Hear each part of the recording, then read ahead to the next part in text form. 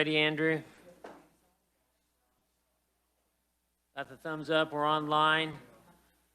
First up today is bill introductions. Anybody on the committee have bill introduction? Seeing none from the audience, Lindsay Douglas.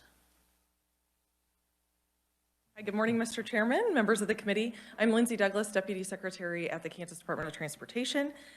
Here today to request a bill introduction. Before I introduce that RS number, I just want to say thank you to the Revisor's Office for their work and partnership this year on getting our bills drafted. Requesting RS 0900.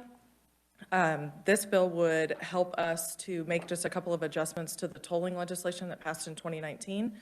Now that we are having a study done on US 69 with Overland Park as the community sponsor, we've identified a couple of issues with the legislation that could limit our discussions with Overland Park. So there's three main changes. The first is kind of explicit authority for the Secretary to partner with the KTA. The second two relate to uses of the toll revenue.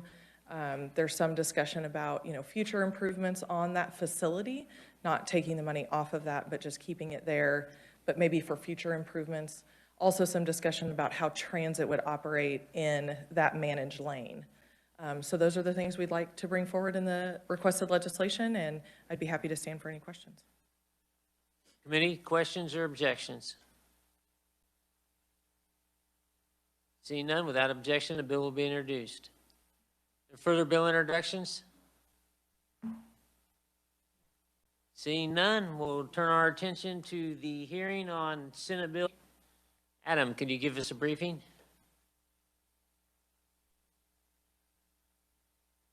Sure, Mr. Chairman. Okay.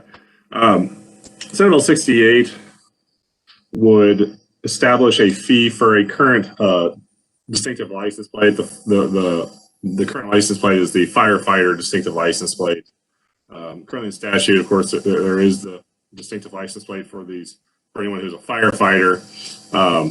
They can obtain this current plate. This bill would require an additional $10 firefighting training fee for those individuals, an annual fee of $10 for those individuals wanting to continue to have this plate or obtain this plate.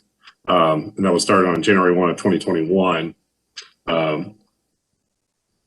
The fee itself would go towards a newly created firefighter training fund, and expenditures from this fund would go towards the purpose of providing financial support related to honoring Kansas firefighters, training Kansas firefighters, or any general use that supports the Kansas firefighters. Essentially, the designee, the recipient of the funds would be the Kansas State Firefighters Association, who would determine what uses the money would go towards. And with that, I'd be happy to stand for any questions. Any questions for Adam? Seeing none, thank you, Adam. First on our agenda, we have proponents, Adam Lusker with Federico Durst Consulting. Thank you, Mr. Chairman. Good morning, committee. I'm Adam Lusker with Federico Durst Consulting, here to stand in support of Senate Bill 68.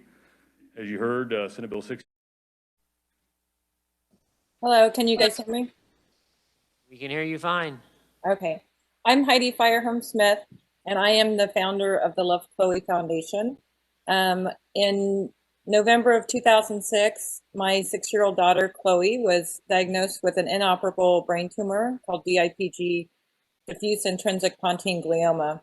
So upon that diagnosis, we chose to do treatment, even though we knew that we were told that there wasn't any viable treatment available for her. But we chose to go ahead and try what we could. We live in Salina. I'm a lifelong resident of Salina, and so our treatments were in Kansas City. So we traveled on a regular basis to and from Kansas City for her treatment. And then when her tumor progressed, we even had to go to Texas to try to seek out experimental treatments that might work for her. Unfortunately, none of the treatments worked, and after 11 months, she did pass away in October of 2007. So she was 7 years old. After going through this whole experience and being thrown into the childhood cancer realm, I decided that I didn't want to just go back to regular life. I wanted to do something and make a difference and help other families. So I decided to start an organization. So we started the Love Chloe Foundation in memory of Chloe. And with three sort of missions we've developed over the years. We started the organization in 2008, and it's really grown and developed since then. Our initial thought was we wanted to fund research, but early on we found out that that takes millions of dollars. And so we knew we still wanted to fund research, but we also wanted to do something that we can make an impact now and help these families. And so one of the first things that we did through the foundation is develop a program that helps kids stay connected with their classmates while they're undergoing cancer treatment. And Chloe loved monkeys and she loved school. So this was just kind of a given that we could do something in her honor to help other families. So one of the things that we did, and I've got an example, is we developed what we call the Monkey in My Chair program. And you guys can see this big monkey, but we send out a big monkey along with a lot of other items to kids that are going through cancer treatments, and the monkey goes to school while the child stays at home. So it fills their seat at school. It gives their classmates something tangible. It opens up conversation about what's going on. I wrote a children's book that accompanies it. And so it's a way for the teacher to sit down and read to the classroom, open up questions about what might happen.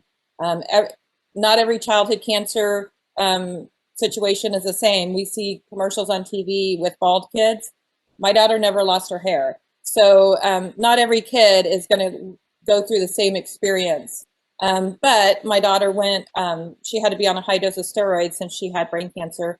So she went from being a petite 40-pound little girl to 80 pounds. So when her classmates saw her after a few months, she looked way different, you know? So being able to, we wanted to develop a way for those discussions to be had in the classroom and to really make it less scary for kids. So we developed the Monkey in My Chair program in 2009, and it just kind of grew from there. It became, I mean, within a year, I had 100 hospitals asking for Monkey in My Chair kits. So we ended up partnering with another organization, a larger organization out of Cincinnati that is doing the exact same thing we are, but just on a larger scale. So the funding for Monkey in My Chair now is in partnership with another organization to ensure that we can send these kits all over the United States. We send about 1,000 kits every single year to children all over the United States.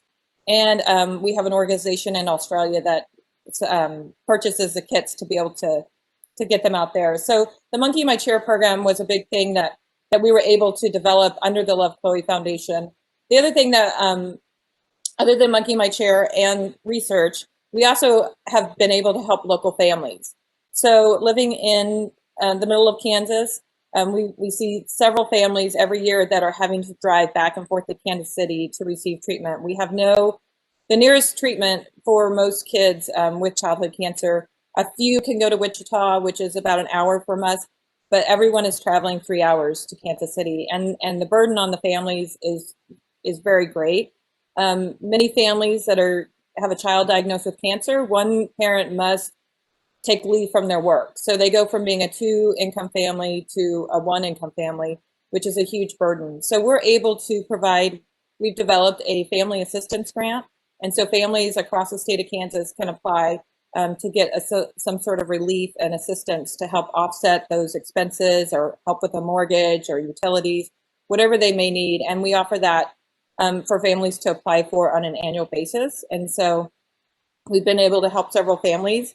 Through the license plate, we want to be able to really raise awareness that there's a lot of families that are going through childhood cancer, and we have a lot of survivors out there too. So we also want to be able to honor those kids that have gone through the fight and have survived, but also in memory of those kids that maybe didn't.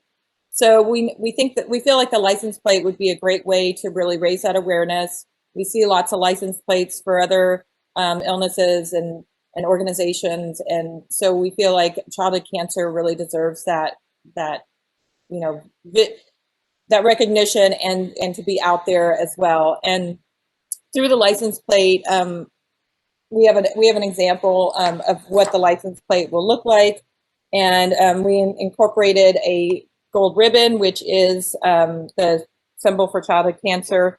And on our design, we incorporated a yellow brick road to kind of really tie into the Kansas theme.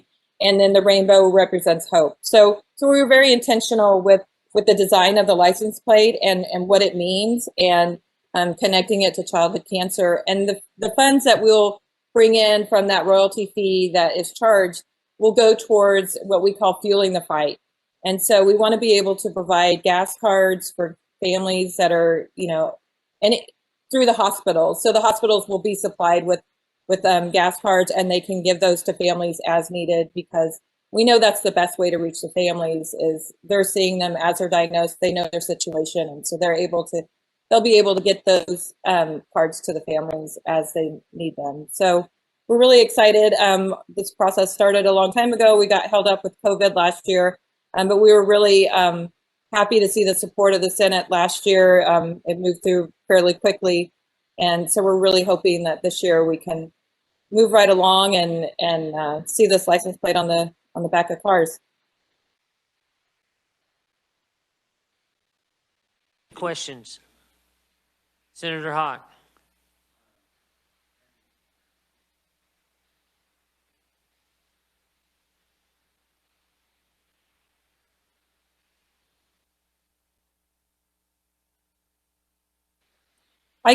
I can't hear anything right now. Oh, sorry.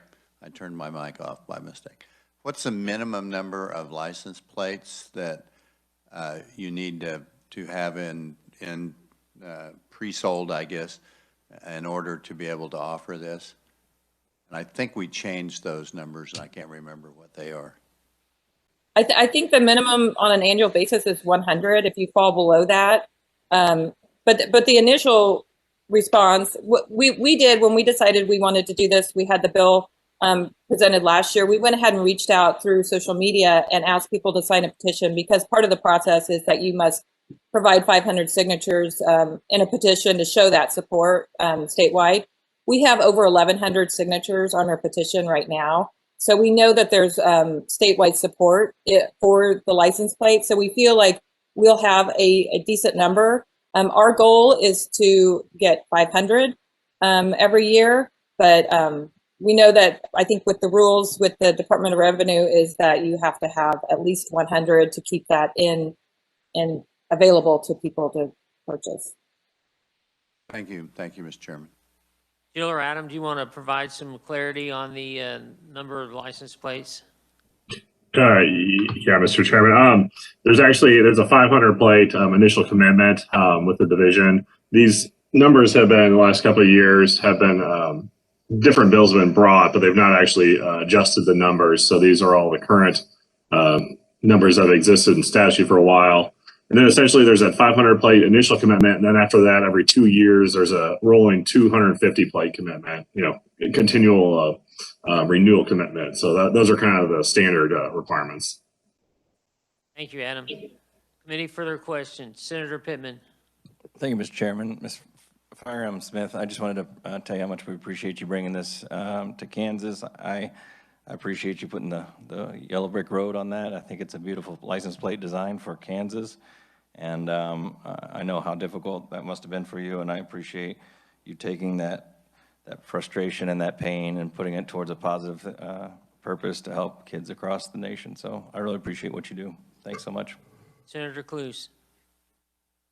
Yes, thank you, Mr. Chairman. I definitely would echo my colleague over here. And I guess my question would be, and I'm in 100% support of this, having a background in hospice and dealing with these families and situations in the past.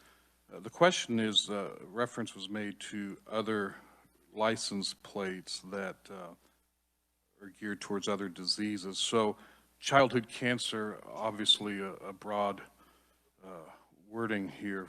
There's all types of cancer. Are there other, I guess, what would be the other categories that are out there on the current license plates, and would they be distinct to other childhood cancers, or just want a little clarity on that?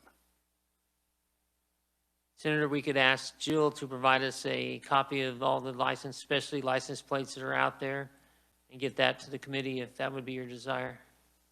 Yeah, I guess just, I know that there's a breast cancer license plate. We wanted to include all childhood cancer, and also, if you notice on the design, we don't specifically limit it to the Love Chloe Foundation because we want to also partner with other organizations. So we want to make it very inclusive to all childhood cancers and bringing that awareness to, because there's about 40 different types of childhood cancers. okay, so there's going to be a networking with other organizations. Absolutely. We want to work with, and that's why we didn't want to just brand it as Love Chloe, because it's bigger than Love Chloe. It's childhood cancer. And so we don't want it to be about us. That's kind of our mission is, we want it to be about the kids, and we want it to be about the bigger mission and not just about our own organization. Okay, thank you. No, that brings the clarity. Thank you. Jill, did you have something you wanted to add? Mr. Chairman, I was planning to bring that list of license plates to the committee tomorrow. Thank you very much. Appreciate that. Senator Tyson. Thank you, Mr. Chairman. Thank you for your work on what you're doing. I would ask, are those signatures on the petition electronic, or did you gather handwritten signatures? It is electronic due to the nature of getting the support some statewide. So we did, we asked people, that they agree to certain terms, that they are of age, they are a resident of Kansas. And so we were able to collect their name and where they live in Kansas, so we know where the support is. And we also have contact information, so we can always reach back out to those people. Thank you. If I may, Mr. Chairman, could we ask the revisers or research whether electronic or acceptable for the application for the tag? Thank you, Mr. Chairman. Jill, did you get to catch that question? Thank you. Committee, further questions? Seeing none, thank you for bringing this forward today. Appreciate you coming on WebEx. Hopefully you could hear pretty well. We will now ask, are there any other proponents wishing to testify on Senate Bill 69? Seeing none, are there any neutrals? Any opponents? Seeing none, we'll close the hearing on Senate Bill 69. Committee would like to turn our attention to working Senate Bill 25, at least get started through with that. Adam, could you give us a refresher on Senate Bill 25? Sure, Mr. Chairman. Happy to. Senate Bill 25 would prohibit the use of a mobile telephone while operating in a school zone or a road construction zone.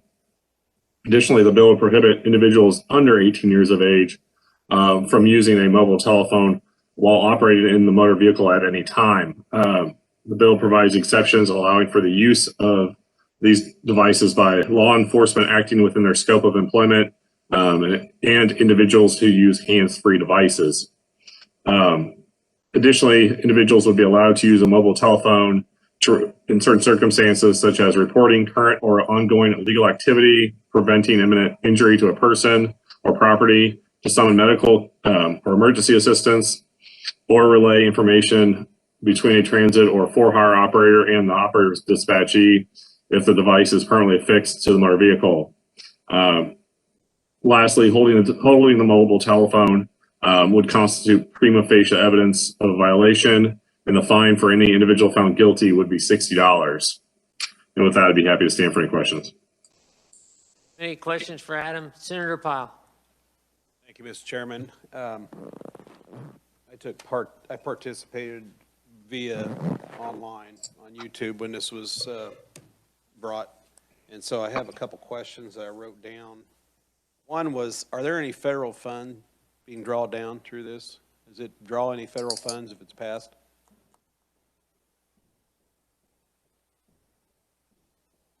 I'm not aware of any correlation with federal funds.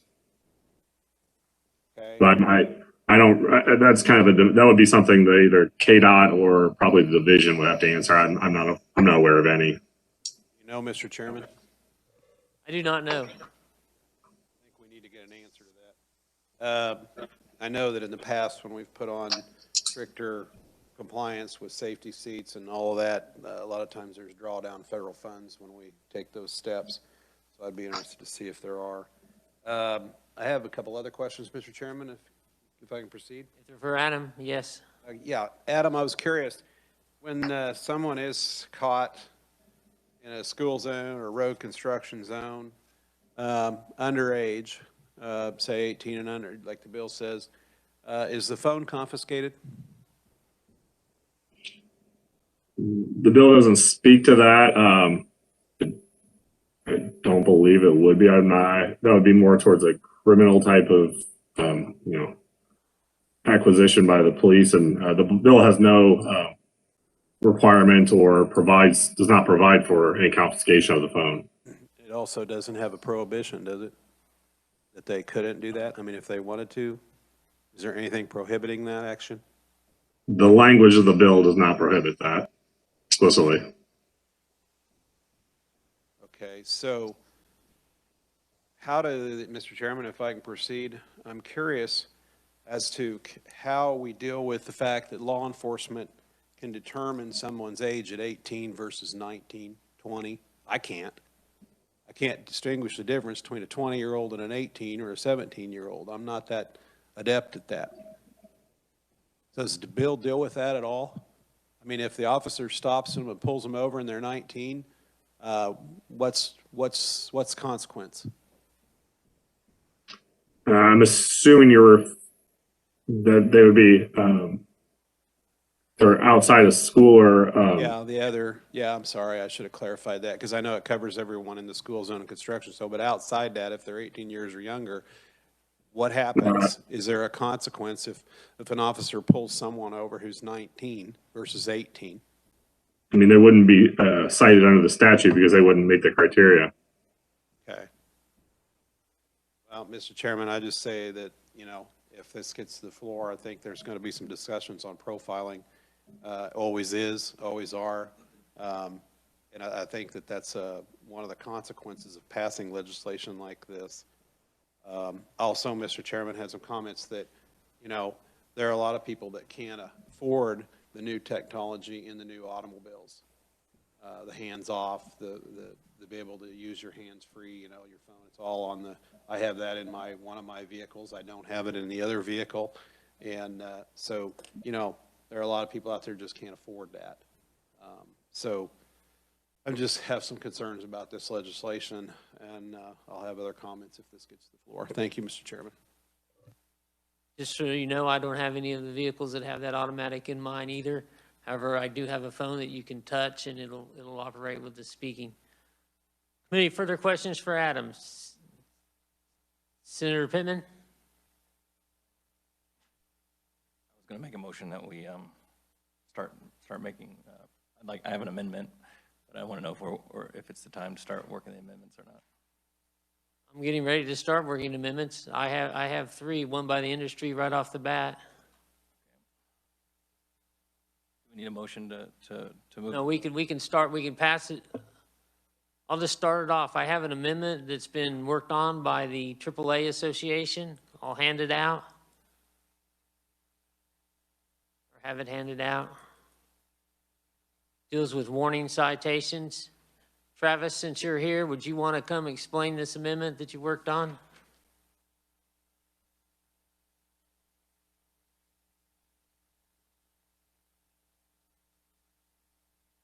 Please state your name and who you represent. Thank you, Mr. Chairman. My name is Travis Lowe. Today, I'm hearing on behalf of AAA Kansas. Thank you for the opportunity to offer our amendment.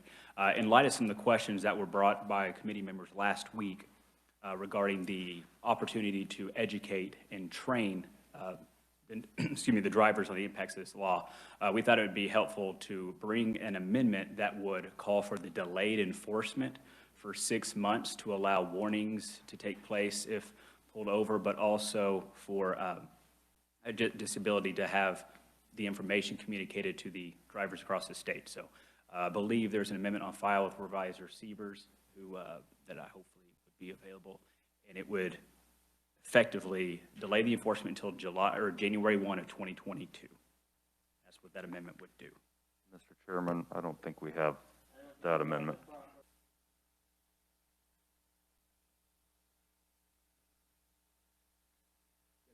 That's it right there. Yes.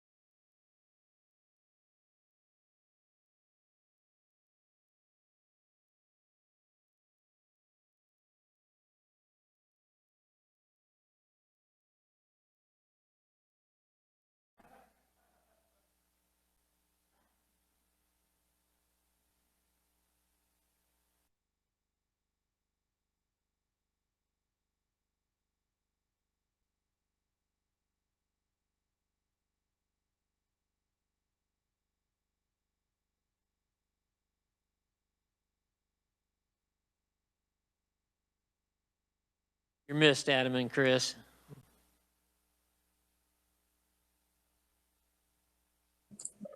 Mr. Chairman, is my screen appearing up on the, I'm doing the share screen. I want to make sure it's working.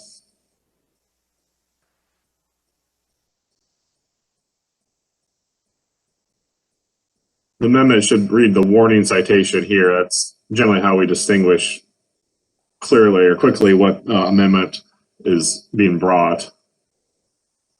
Yeah, my mic wasn't on. Warning citation is the one that we are on. We accidentally handed out the wrong amendment first, but we'll get to it. That's why I said you were missed. This is the warning citation that you just heard from Travis Lowe. Basically what it does is it extends it out till it'll only give warnings until January of 2022. Committee discussion on this. Senator Clays. Motion, and it's been seconded by J.R. Clays. Further discussion? All those in favor of putting the warning on signify by saying aye. Aye. Opposed? Amendment is adopted. Got one of them on. Next, I guess we'll turn our attention to, since it's passed out, amendment from Senator Pittman on holding phones. Can I go ahead and describe it? Go ahead and describe it, please. Thank you, Mr. Chair. It's already out of order there. It was, I know you had some things before, and so I appreciate the putting a second here.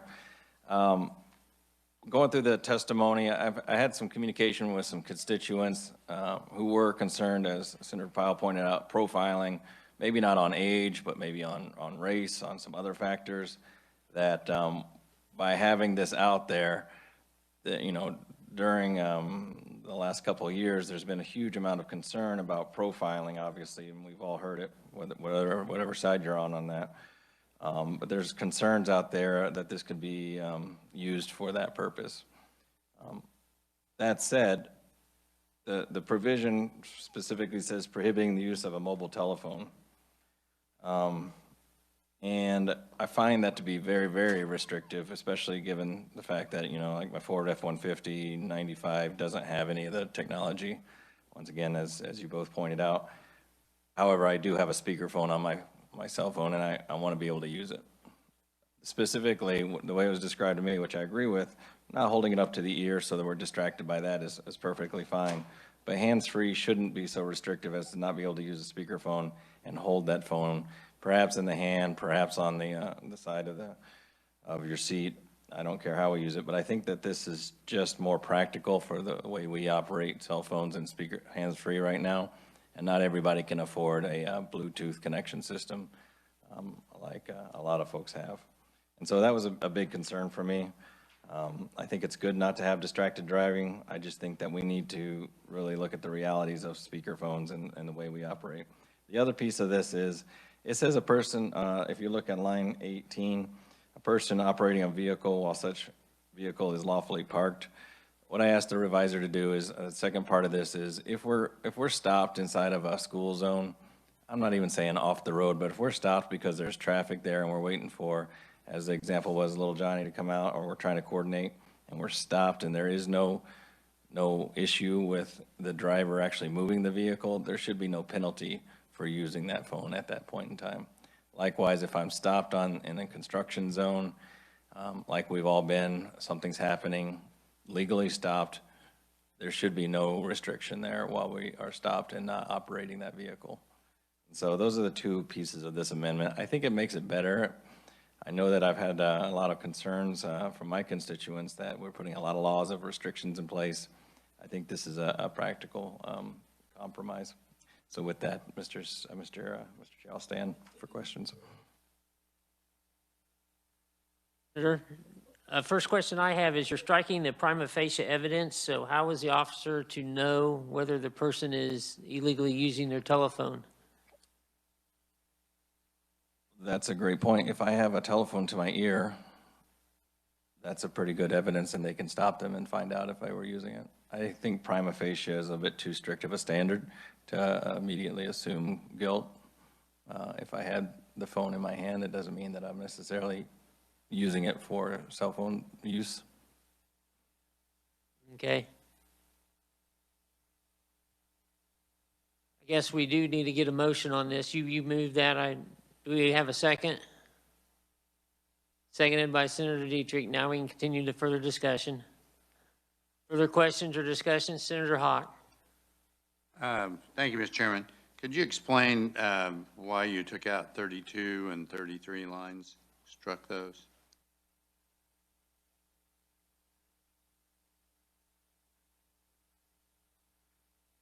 Adam, could you help me out there? I don't know why that was struck out there. Sure. Line 32, those all relate to that prima facie evidence standard.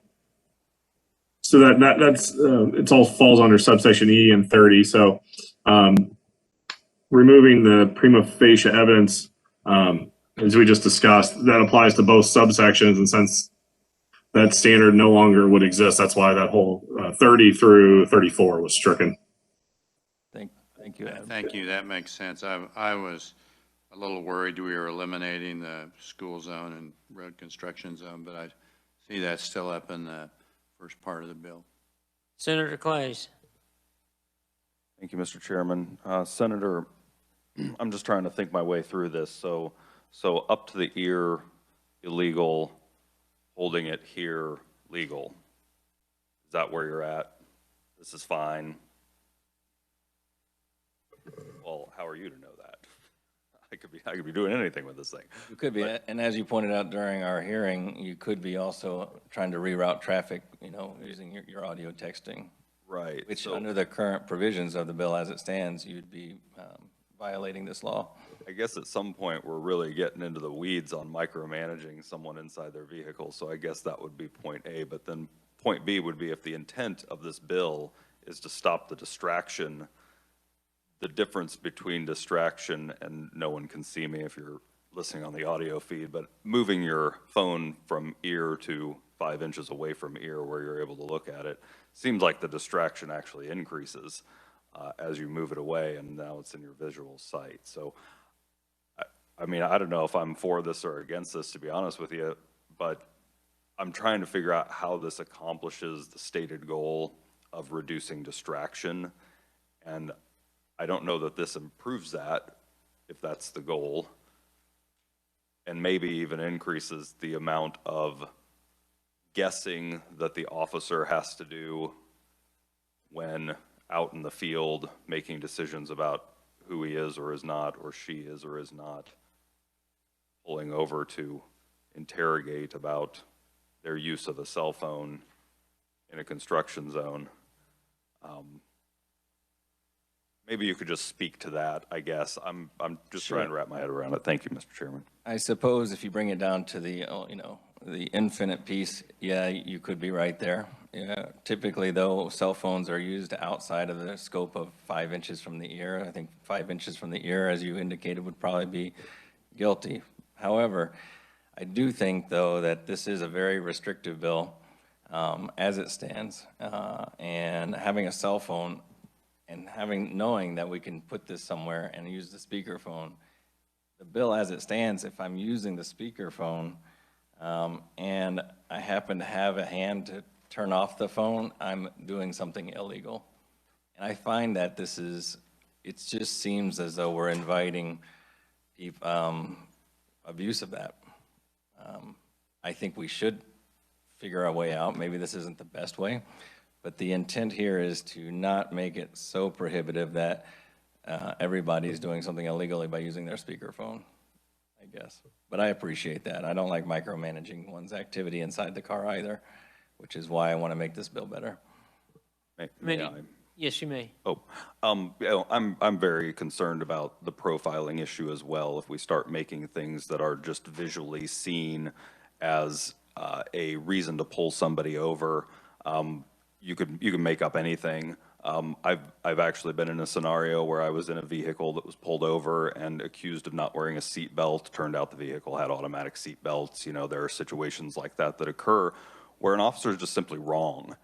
And this sort of delineating between where this phone is in the person's hand in relationship to their ear just seems like it's fraught with problems. Not that having it here isn't also fraught with problems, or the bill as it stands is not fraught with problems when it comes to that. But I'm having a lot of trouble with this, not just the amendment, but the entire concept of what we're trying to accomplish here, because I think profiling's a super difficult issue to overcome when you start making these little things a reason to pull someone over and start interrogating them to go fishing for evidence of something else. Well, committee, just a quick reminder is that this only applies to construction zones and school zones. And when we take this bill up again, we will be on this amendment because we are now out of time. We're adjourned.